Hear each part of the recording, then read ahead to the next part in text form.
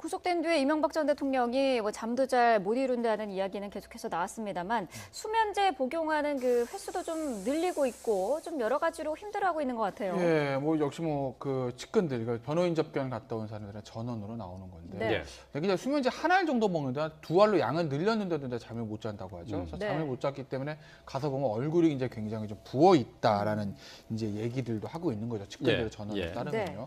근데 비단 이명박 전 대통령뿐만 아니라 대부분의 이제 밖에서 생활하시던 분들이 밖에서 생활하던 사람이 안에 구치소에 들어가면 잠도 잘 못 자고 제일 많이 있는 병들이 공황장애 같은 거거든요. 왜냐하면 거기에 이제 좁고 대부분의 혼거실이 있으니까 답답하지 않습니까? 그래서 아마 공황장애 같은 것들을 호소하는 그 구치소에 있는 그 수용자도 많습니다. 제가 이제 그 서울구치소 접견 가보면 피의자들 대부분 그렇게들 얘기를 하는데 이명박 전 대통령 같은 경우에는 독방이긴 하지만 일반 어떤 피의자는 또 다르지 않습니까? 전직 대통령이고 그리고 여론을 많은 관심 더군다나 어찌됐든 간에 검찰이 보고 있는 혐의는 굉장히 중하고 본인뿐만 아니라 부인 아들, 사위까지도 사법 처리가 될 위기에 좀 놓여 있기 때문에 아마 스트레스는 일반 피의자들보다 훨씬 더 강할 겁니다. 그러니까 아마 수면 부족, 또 잠도 안 오고 그래서 수면제 양까지 늘리고 하는 그런 상황까지 오지 않았겠습니까? 자, 피의자들 같은 경우 보통 이제 어떻게든 구속은 좀 피하려고 하지 않습니까? 그렇죠. 자, 구속 자체가 엄청난 압박이죠. 그럼요. 왜냐면 거기 이제 들어가 있는 것 자체가 굉장히 힘들기 때문에 그래서 이제 일각에서는 이 구속이 사실 처벌은 아닌데 우리나라 검찰이 이 구속을 좀 남용한다는 얘기도 있습니다. 이번 사건 얘기하는 것이 아니라 전반적으로 우리나라 이제 법조계의 이 불구속 수사 원칙인데도 불구하고 검찰이 이렇게 너무 구속이 수사에 성공이냐는 얘기를 하고 국민들도 구속이 돼야 정의가 바로 세워진 것처럼 생각을 하고 구속제도가 남용되는 것이 아니냐라는 얘기들이 있는데 그럼 검찰이 왜 이렇게 피의자들을 구속하는 것에 집착을 할까? 바로 그 부분이거든요. 들어가게 되면 심적 압박이 있고 그렇게 되면 부인하던 것도 이거 내가 여기서 빨리 나가려면 선처를 받기 위해서라도 빨리 자백을 하는 게 낫겠구나라고 심경의 변화를 일으켜서 수사와 재판이 좀 용이해지는 측면이 있기 때문에 그래서 우리나라 검찰이 그동안 관행적으로 일단 영장 치고 보자라고 하는 것이 아닌가라는 그런 이제 일각의 얘기들도 있는 거죠. 그래도 이제 이명박 전 대통령은 검찰의 조사에 응하지 않고 있단 말이에요. 근데 이시영 씨를 비롯해서 가족에 대한 압박이 계속되고 있습니다. 이명박 전 대통령의 태도가 좀 변화될 가능성이 있을까요?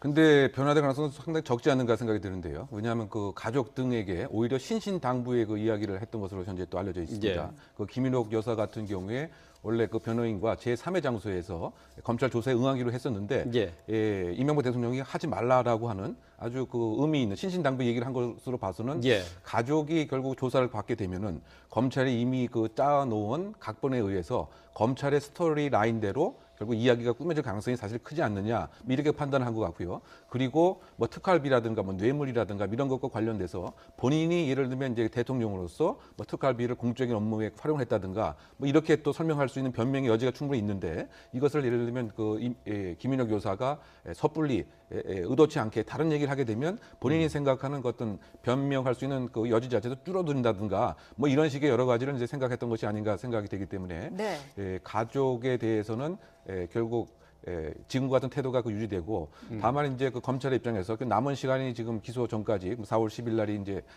구속 기한 만기고 이제 기소를 해야 되기 때문에 한 3, 4일에 불과한데 과연 이제 이 상황에서 일정한 압박 카드가 과연 이제 가능성이 있겠느냐.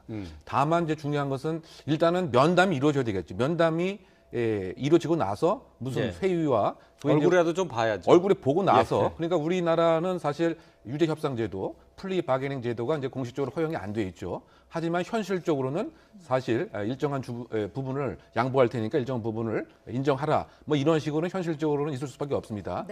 그런 측면에서 그 가족에 대한 압박 카드가 이제 작동 안 한다고 한다면 저의 그냥 상상력에 의한 것인데 무엇인가 그 이명박 대통령이 좋아할 수 있는 하나의 당근을 제시해야 되겠죠.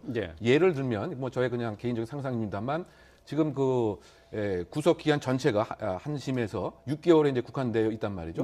그런데 만약에 지금 박근혜 대통령 사례에 있어서도 다른 추가 사항을 추가 기소해서 구속영장이 기간이 연장되지 않았습니까? 그렇죠. 근데 이 부분에 있어서 검찰이 그렇게 하지 않겠다 예를 들면 6개월까지만 정확하게 응해주는 이런 태도라고 한다면 사실은 이제 이명박 대통령이 이름 한번 관심을 가져 범직하지 않는가. 그러지 않고서는 지금 입장에서 뭐 새로운 이야기라든가 정보를 끌어낼 수 있는 것은 상당히 좀 한계가 있는 검찰의 상태가 아닌가 이렇게 추정해 봅니다. 예, 네. 예.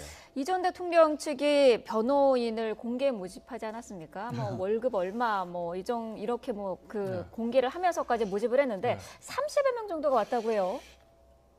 좀 생각보다 많이 왔어요. 네. 그리고 이 저는 공개 모집한 것 자체가 사실 이례적이라고 그렇죠. 봤거든요. 왜냐하면 이게 물론 이명박 전 대통령을 사건을 담당할 변호사 모집합니다가 아니라 그 이제 법무법인 자체가 인원이 좀 부족하니까 그 법무법인 신입 이제 경력 변호사를 채용을 하는 거예요. 네. 그럼 채용됐을 경우 이 사람들이 이 채용된 변호사가 이명박 전 대통령 사건을 할지 아니면 그 법인은 뭐 다른 일들도 있을 테니까 다른 일을 할지는 알 수는 없으나 어쨌든 이명박 전 대통령 변호사 모집하는 것처럼 이게 좀 외부에 비춰지지 않았습니까? 네. 예. 그런 부담이 있음에도 불구하고 이렇게 공개 모집했다는 것도 사실 좀 어떻게 보면 좀 이례적인 거죠. 왜냐하면 이런 경우들 되게 이제 아름아름 특채 형식을 하는데요. 네. 공채 형식으로 냈다는 것도 좀 이례적인데 나름대로 좀 많이 왔습니다. 왜냐하면 왜 제가 이제 많이 왔다고 말씀드리냐면 이거를 지원하는 변호사들 입장에서 좀 부담이 됐을 수도 있어요. 예, 왜냐하면 예. 너무 이제 알려진 일들이고 알려진 법인이고 알려진 사건이고 여기 들어가면 이명박 전 대통령 사건을 담당해만 하는 것처럼 알려줄 수 있는 것인데 예.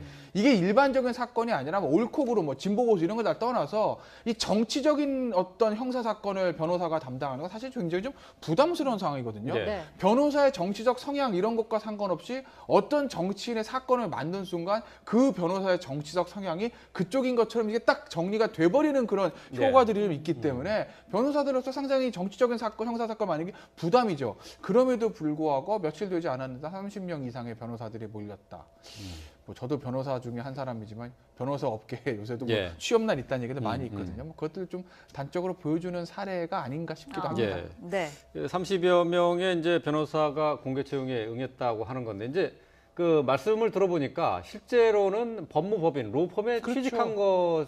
취직한 것을 생각한 변호사들이네요. 그러니까. 예, 그렇죠. 그러니까 이 사건 자체를 본 게 아니고. 뭐 그렇게 뭐 사람마다 생각이 다기 하겠죠. 그러니까 실제로 이 별무법이 열리면서 변호사를 채용했을 때 이 사람들한테 이명박 전 대통령 사건을 담당시킬지 아니면 그 외에 다른 이따 사건들. 왜냐하면 예전에 유영하 변호사 같은 경우에도 저 변호사 채용한다는 공고를 한번 냈었어요. 그래서 네. 그때 이제 유영하 변호사 얘기는 이거 박근혜 전 대통령 사건 하는 게 아니라 내가 핸들링하고 있는 다른 사건들을 하기 위한 거다. 뭐 이렇게 얘기를 했거든요. 예, 예. 그러니까 이제 채용됐을 때 뭐를 할지는 알 수는 없으나 그래도 지금 일단 그 법인이 세팅된 지 얼마 되지 않았는데 이 사건이 가장 큰 사건이기 때문에 아무래도 채용이 되면 이명박 전 대통령 사건을 지금 담당할 변호사 숫자도 지극히 부족하기 때문에 여기 투입될 가능성이 높지 않습니까? 예, 예. 그러니까 채용하는 분들, 그 채용을 지원하는 사람들도 여기 들어가면 이명박 전 대통령 접견도 다녀야 되고 이명박 전 대통령 재판 내가 담당을 해야 되고 그리고 이거 갈 때마다 언론에 노출되고라고 하는 것을 다 알았을 거예요. 예. 아마 그 정도는 예상을 하고 지원을 했을 겁니다.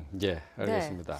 자, 앞서서 뭐 개인적인 소견이라는 점을 언급을 하셨습니다만은 검찰이 제시할 당근을 말씀을 해주셨거든요. 그 이명박 전 대통령의 조사를 하기 위해서 검찰이 할 수 있는 다른 방법들 좀 어떤 게 있을까요? 없죠, 사실. 어. 네, 구속 기간 얼마 만료되지 않았는데 20일 초장 20일 더 늘릴 수는 없는 것이고 이명박 물론 피의자를 실제로 어차피 뭐 부인할 거라고 하게 되면 기존에 있는 것들 가지고 뭐 그냥 처리를 하면 되는데 일단 지금 영장에 있는 어떤 사건들 그 범죄 피의 사실에 대해서는 일단 이명박 전 대통령 조사를 마쳤습니다. 네. 그러니까 영장에 담겨 있는 그 부분들은 그대로 아마 기소를 할 거예요. 아마 추가하는 새로운 증거들은 뭐 기소를 할 때 담든지 아니면 공판 과정에서 도출할 수도 있는 것이고 문제는 만약에 검찰이 영장에 담겨 있는 것 외에 다른 이명박 전 대통령의 혐의점에 대해서 알고 있다면 예. 그걸 과연 조사하지 않는 상태에서 추가 기소하는 것이 가능할까? 네. 뭐 불가능하진 않습니다. 나름대로 뭐 피의자의 그것이 진술이 없다 하더라도 기소를 하고 법정에서 이제 피고인 신문을 통해서 밝혀도 되는 것이기 때문에 예. 그렇게 할 수도 있는 것인데 전직 대통령이라는 점 때문에 검찰에 조금 부담을 느낄 수는 있겠죠. 예. 검찰 입장에서 보면 지금 영장에 담겨 있는 이명박 전 대통령이 이미 조사했던 그 범죄 사실들도 굉장히 많기 때문에 네. 아마 이걸 그대로 기소해서 이걸 끝까지 재판 과정까지 이것만 가지고 갈 가능성도 저는 높다고 봅니다. 예. 네. 자, 이명박 전 대통령의 구속 만료일 이제 닷새밖에 남지 않았는데요. 검찰의 조사